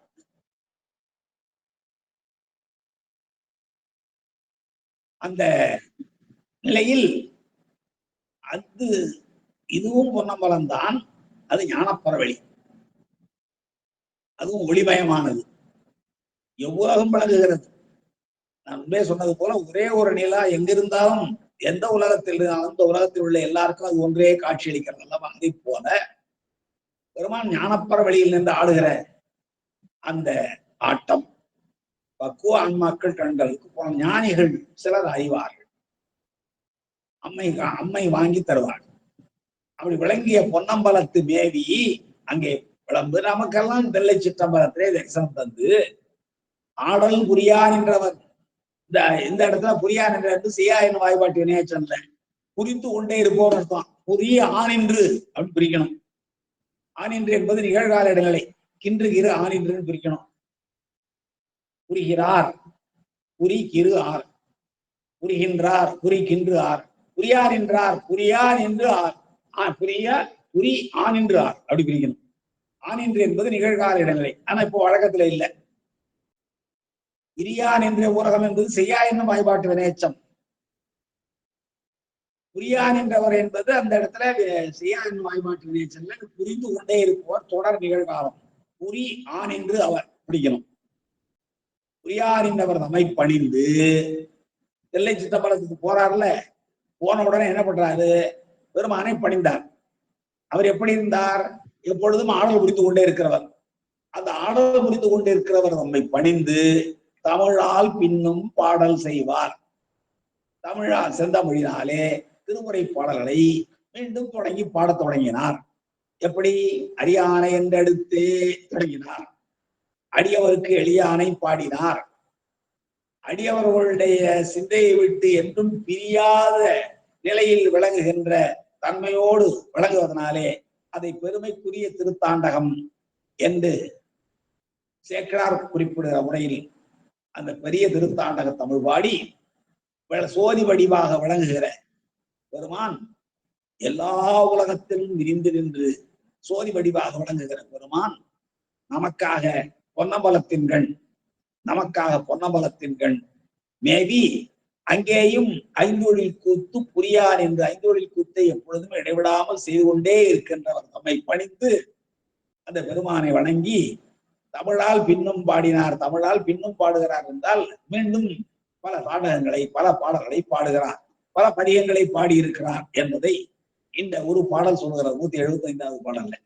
இப்போ இதுல நாம 2 பகுதியை பார்த்தாலும், ஒண்ணு நினைப்பவர்தம் மனம் கோயிலா கொண்டவன் என்ற ஒரு பதியம், அடுத்தது அரியானை என்ற எடுத்து அந்தடதம் சிந்தையானை என்று சொல்ற அந்த பதியம். அதோடு மட்டுமல்லாமல் அடுத்தவர் என்ன பாடி இருக்கிறாரு, நிறைய பாதி புரியா என்ற பணிந்து தமிழால் பின்னும் பாடல் செய்வார்.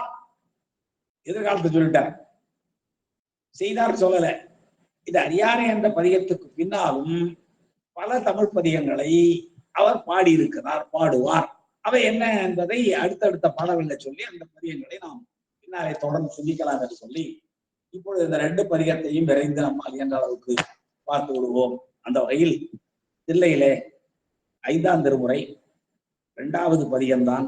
முதல் பதியம் அன்னம்பாலிக்கும், 2வது பதியம் இப்ப நாம் பார்க்க இருக்கிற அந்த திருக்கடிப்பாறையிலிருந்து நினைப்பறியார் அமை நினைப்பவர்தம் மனம் கோயில் கொண்டவர்களும் அம்பலத்து நிறுத்தனாரை திணைத்தனையாம் பொழுது மறந்துய்வனோ எனப்பாடி என்று தெய்வ சேக்கலார் சொல்லுகிற அந்த பதிகத்தை நாம் இப்பொழுது பார்க்க இருக்கிறோம். அது திருக்குறுந்தொகை பதிகம்.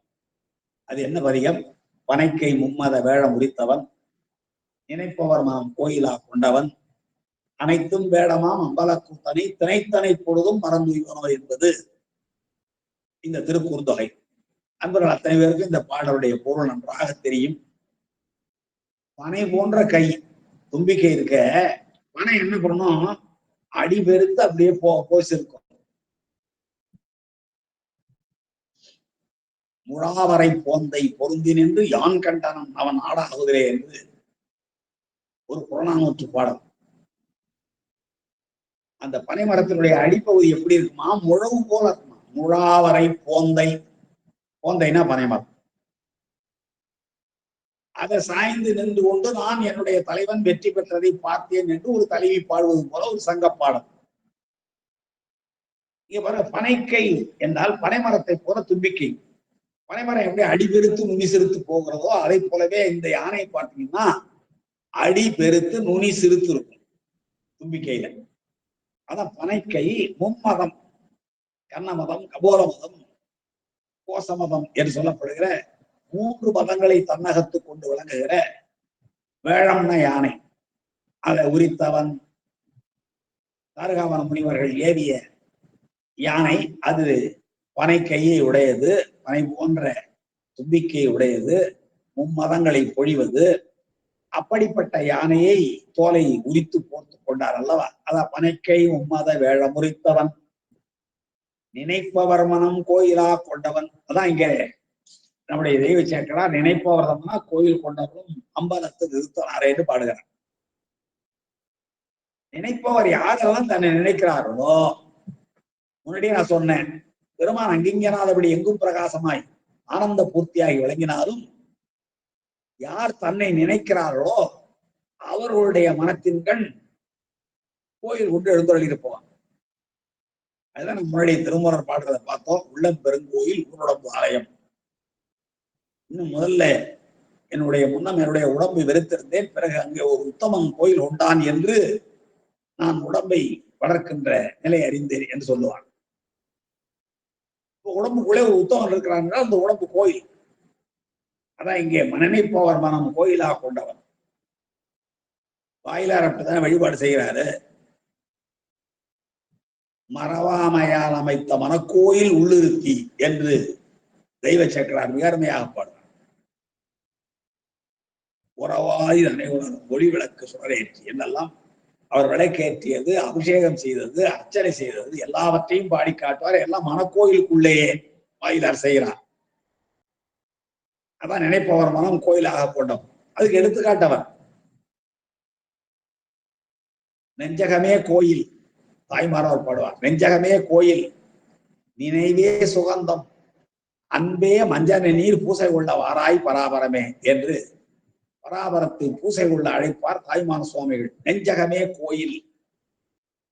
இன்னும் நம்ம மலர்மிசை ஏகினான் மானடி சேர்ந்தார் நிலமிசை நீடு வாழ்வார் என்னும் குரலுக்கு அன்பர்களது மனமாகிய கோயில் விரைந்து சென்று ஏகினானுடைய திருவடி தாமரைகள் என்று பைமேலன் உரை எழுத்தார். அப்படி நினைப்பவர் மனம் கோயிலாக கொண்டவர். அனைத்தும் வேடமாம். எவ்வளவு பெருமான் வேடம் கொள்ளுகிறார். யார் யார் என்னென்ன வடிவில் பெருமான் இருப்பார் என்று நினைக்கிறார்களோ அந்த திருக்கோலத்தில் எல்லாம் பெருமான் காட்சி அளிக்கிறார். அவரவர்களுக்கு சில பேர் யோக வடிவில் இருப்பதாக பார்ப்பார்கள், சில பேர் போக வடிவில், சில பேர் வேக வடிவில். எந்த வடிவத்தில் நான் நினைக்கிறேனோ அந்த வடிவத்தில் பெருமான் காட்சியளிப்பார். அதான் பல பல வேடமாகும் பரணாரி வரம்.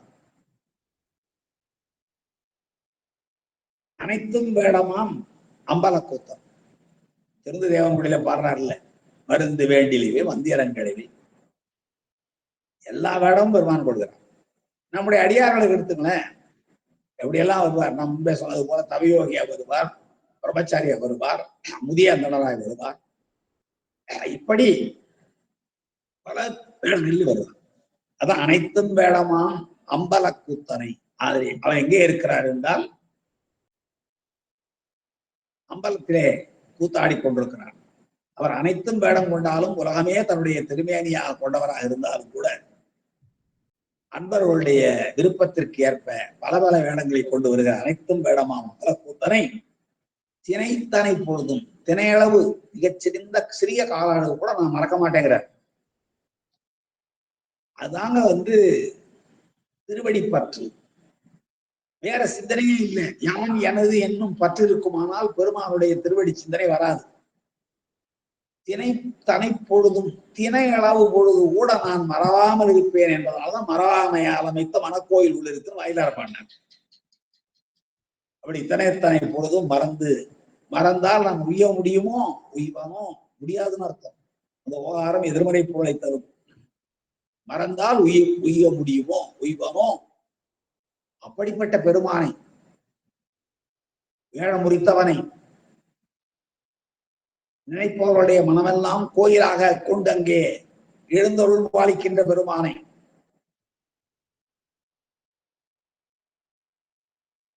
எல்லா நினைப்பவர்களுடைய நினைவு எவ்வாறு இருக்கிறதோ அப்படி யோக வடிவில் வேக வடிவில் போக வடிவில் அந்தணனாக ஆண்டு கொண்டான் என்று ஒருவரை பாடுவார். புதிய அந்தணனாக ஆட்கொண்டார் ஒருவரை. நமக்கு தெரியும் சுந்தரமூர்த்தி சாமிகளை.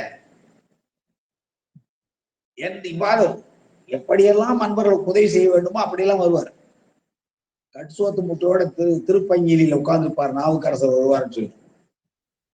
அப்படி அனைத்தும் வேடமாம் அம்பலக்கூத்தன். அந்த எல்லா வேடங்களையும் கொள்ளுகிறவர் யார் என்றால் அந்த அம்பலத்திலே இருந்து ஐந்தொழில் கூத்தி ஏற்றிக் கொண்டிருக்கிற பெருமான் தான். அந்த பெருமானை நான் திரைத்தனை இழவும் போது கூட மறக்க மாட்டேன். மறந்தால் உய்தி பெற மாட்டேன் என்பது இந்த முதல் பாடலின் பொருள். இன்னும் இந்த 10 பாடல் மிக சிறப்பான பாடல்கள். தீர்த்தனை சிவனை சிவலோகனை அவன் தீர்த்தன். தீர்த்தன் என்ன அர்த்தம்? பாவங்களை எல்லாம் தீர்ப்பவன். அவன் தூய்மையானவன், எல்லாரையும் தூய்மை அடைய செய்பவன். அதனாலதான் அர்த்த பிறவி துயர்கடன் ஆமாடும் தீர்த்தன் என்று மணிவாசக பெருமான் பாடினான். அவன்தான் சிவன், அவன்தான் சிவலோகன். அவன் மூர்த்தி வடிவில் மூர்த்திமானாக விளங்குபவன். அவன் முதலாக விளங்குபவன். ஐந்தொழிற்கும் முதலாக விளங்குகின்றவன் அவன் தான். படைத்தலோ காத்தலோ ஒடுக்கலோ மறைத்தலோ அடித்தலோ எதாக இருந்தாலும் அனுகிரகம் அருள் செய்தலோ எதுவாக இருந்தாலும் தான் செய்கிறான். ஆனால் செய்வது வேறு போல் நமக்கு தெரிகிறது. முதலாய ஒருவனை பார்த்தனுக்கு அருள் செய்த அர்ச்சனனுக்கு அருள் செய்த பாசுபதாசம் அடங்கிய அந்த சிற்றம்பல கூத்தனை மறந்தால் நான் கொடியவன் என்று உலகம் என்னை பழிக்கும். கொடியேன் மறந்து உய்பவன் என்று 2வது பாடலில் சொல்கிறார். 3வது பாடலில் எழுத்தனை பொழுதும் மறந்து உய்பவன். எள்ளளவு தினை அளவு எண்ணளவு பொழுது கூட நான் மறந்து உய்ய மாட்டேன். அடுத்து சண்டேசரை பற்றி சொல்கிறார். மாணி பால் கறந்து ஆட்டி வழிபட பிரம்மச்சாரி ஒருவன் ஆற்றங்கரைவரே ஆகம் எழுதிப்படி மணலாலே சிவலிங்கம் ஸ்தாபித்து திருக்கோயில் அமைத்து பால் கறந்து ஆட்டி வழிபட நீளுலகெல்லாம் ஆளக் கொடுத்தவன். இந்த உலகத்தையே ஆளக் கொடுத்தவன். அண்ட விரானும் அதிவரதமக்கு தொண்டனாக்கி உண்டகலமும் உடுப்பரவும் சூடுவனவும் சண்டீசனமும் பலந்தந்தோம் என்றங்கவர் பொற்றடிக்கு பொற்றட முடிக்கே இண்டை மாலை வாங்கி சூட்டினான் என்று நம்முடைய பெரிய புராணத்தை சேக்கடா பாடுவார். அப்படிப்பட்ட நீளுலகெல்லாம் ஆளக் கொடுத்த என் ஆணியை உரையாணியாக வழங்குகிற பெருமானை, செம்பன் அம்பலத்துள் நின்ற தானுவை, செம்பன் அம்பலத்துள் தழல் தூணாக நிற்கின்ற பெருமானை தமியேன் ஆகிய நான் மறந்தால் உய்வேனோ உய்தி பெறுவேனோ என்கிறார். இன்னும் பித்தன் எல்லா உயிரிடத்தும் அன்பு கொண்டவன். பித்தா பெரிசூடியின் பண்ணார். பெருங்காட ரங்கா உடை முத்தனை காட்டின்கண் நள்ளிகளில் நட்டம் பயிராடுகிறோம். அப்படி சுடுகாட்டுல அதையே அரங்கமாக கொண்டு எல்லா உயிர்களுக்கும் முத்தியை வழங்குகின்ற பெருமானை, முளை வெண் மதிசூடியை முளைத்தழுந்த தென்களை தன்னுடைய சுடாமுடியில் சூடிய சித்தனாக சித்தர் வடியில் சித்து வேலைகளை எல்லாம் செய்கின்ற பெருமானை, செம்பன் அம்பலத்துள் நின்ற அத்தனை அடியேன் மறந்துவனோ என்று கேட்கிறார். இப்படி பதிகம் முழுவதிலேயும் பல வினாக்களை சொல்லி மிக அருமையாக அந்த பதிகத்தில் பெருமானுடைய இயல்புகளை எல்லாம் சொல்லி தனக்கு உதவி செய்கின்ற அந்த பெருமானை மறந்தால் உய்தி பெற முடியாது என்பதை உபதேசமாக சொல்கிறார். நான் உய்வேனோ என்றால் நாம் மறந்தாலும் உய்தி பெற முடியாது என்பதுதான் உபதேசம் என்று நாம் கொள்ள வேண்டும் இந்த பதியத்துல. அடுத்து தில்லையிலே பாடிய பெரிய திருத்தாண்டகம், அதில் ஓரிரண்டு பாடலை பார்த்து நாம் நாளை அடுத்த வகுப்பு செல்லலாம். முதற் பாடல் பாருங்க, இதுக்கே பெரிய திருத்தாண்டகம் என்று பாடினார் என்றால், பேர் வைத்தார் என்றால், சேக்கடா வைத்தார் என்றால், அடியவர்கள் எப்போதும் மனத்தோடு வைத்து போற்றுகிற தன்மையை உடையவர், அப்படிப்பட்ட பெருமைக்குரியவர். அதனாலே இதற்கு பெரிய திருத்தாண்டகம் என்னும் பெயர் வந்தது. இந்த பாடலை பாருங்க, தாண்டகத்துக்கெல்லாம் பணம் 6ஆம் திரும்ப வச்சு பாத்தீங்கன்னா தெரியும். மருமாந்த திருத்தாண்டகம், புக்க திருத்தாண்டகம், போட்டி திருத்தாண்டகம், பெரிய திருத்தாண்டகம் என்று பல பெயர்களை கொண்டு வைத்திருப்பார். நீண்ட திருத்தாண்டகம் என்று பெயர்கள் எல்லாம் வைத்திருப்பார்கள். அதற்கு அந்தந்த பதியங்கள்ல அந்த அமைப்பு இருக்கும். இந்த பாடலை பாருங்க, முதற் பாடல் எல்லாருக்கும் தெரிந்த பாடல் தான். அரியானை, அந்தனதம் சிந்தையானை, அருமறையின் அகத்தானை, அணுவை, யாருக்கும் தெரியாத தத்துவனை, தேனை, பாலை, திகழொழியை, தேவர்களிடம் கோனை, மற்றை கரியானை, நான்முகனை, கனலை, காற்றை, கனைகடலை, குளவரையை கலந்து நின்ற பெரியானை, பெரிய திருத்தாண்டகம், பெரியானை, பெரும்பற்ற புலியூரானை, பேசாத நாளெல்லாம் பிறவா நாளே. பேசாத நாளெல்லாம் பிறவா நாளே என்பதுதான் இந்த பதிகத்தினுடைய மகுடம். பேசாத நாள் பிறவா நாள்னா செத்த நாள் என்று அர்த்தம். அதை மங்களமா சொல்ற. பேசலன்னா உயிர் இல்லைன்னு அர்த்தம். அந்த பெருமானை, பெரும்பற்ற புலியூரானை பேசாத நாளெல்லாம் பிறவா நாள் என்றால் இறந்த நாட்கள் என்பது போல். அந்த இறந்த நாட்கள் என்று சொல்லாமல் மங்களமாக, அமங்கலத்தை மங்களமாக சொல்லுவது ஒரு வழக்கம். இயல்பு வழக்கு, தகுதி வழக்கு என்று 2 வழக்கு உண்டு. அதுல இயல்பு வழக்குல இலக்கணமுடையது, இலக்கண போலி, மறு என்ற 3ம் இயல்பு வழக்கு. இலக்கணம் உடையது, சொற்களுக்கு இலக்கணம் இருக்கு. நிலம், நீர், தீ, காற்றுன்னு இலக்கணம் இருக்கு. இலக்கண போலி, முன்றில், நகர்ப்புறம், புறநகர் என்று சொல்லதான் இலக்கண போலி. மறு, தஞ்சாவூரை தஞ்சைங்கிறது சோழநாடு என்பது, தர்மபுரத்து தருமை என்பது, பனசை என்பது, இதெல்லாம் மறு. இது இலக்கணம் உடையது. அப்புறம் தகுதி வழக்குன்னு 3 இருக்கு. இயல்பு வழக்கு, தகுதி வழக்குன்னு 2. அது இயல்பு வழக்கு அந்த 3. தகுதி வழக்குல 3 இடக்கரடக்கல், மங்களம், குழு என்பன. இடக்கரடக்கல் என்பால் அவையில் சொல்லக்கூடாதவற்றை மறைத்து பேசுவது இடக்கரடக்கல்.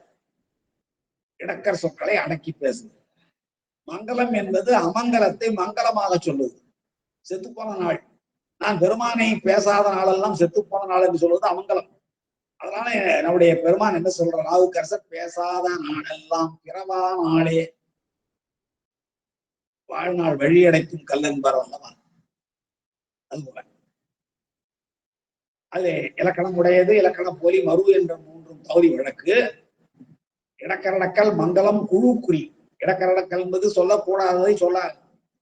வாய்ப்பூசி வந்தேன், கால் கழுவி வந்தேன் என்றதுக்கு வேற பொருள் வேற.